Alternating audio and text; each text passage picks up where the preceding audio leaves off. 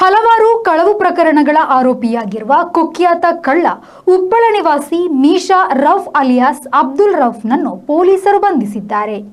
ಜಿಲ್ಲಾ ಪೊಲೀಸ್ ವರಿಷ್ಠಾಧಿಕಾರಿ ಡಿ. ಶಿಲ್ಪಾ ಅವರ ನಿರ್ದೇಶನದಂತೆ ಡಿವೈಎಸ್ಪಿ ಸಿಕೆ ಸುನಿಲ್ ಕುಮಾರ್ ಅವರ ನೇತೃತ್ವದಲ್ಲಿ ರಚಿಸಲಾದ ವಿಶೇಷ ತಂಡ ಮೊಗ್ರಾಲ್ನ ಕ್ವಾರ್ಟರ್ಸ್ನಿಂದ ಸುತ್ತುವರಿದು ಆರೋಪಿಯನ್ನು ಸೆರೆ ಹಿಡಿದಿದೆ. ಉಪ್ಪಳದಲ್ಲಿ ಇತ್ತೀಚೆಗೆ ಕಳವಾದ ಬೈಕನ್ನು ರಾವೋಫ್ನಿಂದ ವಶಪಡಿಸಿಕೊಂಡಿರುವುದಾಗಿ ಪೊಲೀಸರು ತಿಳಿಸಿದ್ದಾರೆ. ಕಾಸರಗೋಡು, ಕುಂಬಳೆ, ವಿದ್ಯಾನಗರ, ಮಂಜೇಶ್ವರ ಠಾಣೆಗಳಲ್ಲಿ ರೌಫ್ ವಿರುದ್ಧ ಹಲವು ಕಳವು ಪ್ರಕರಣಗಳು ದಾಖಲಾಗಿದೆ.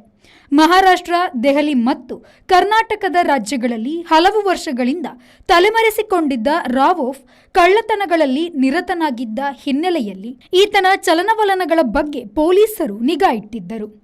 ಶನಿವಾರ ಮುಂಜಾನೆ ರಾವೋಫ್ ಕ್ವಾರ್ಟರ್ಸ್ನಲ್ಲಿ ಇರುವುದನ್ನು ಖಚಿತಪಡಿಸಿಕೊಂಡ ಪೊಲೀಸರು ಇನ್ಸ್ಪೆಕ್ಟರ್ ಇ. ಅನೂಪ್ ಅವರ ನೇತೃತ್ವದಲ್ಲಿ ಕಾರ್ಯಾಚರಣೆ ನಡೆಸಿ ಬಂಧಿಸಿದ್ದಾರೆ.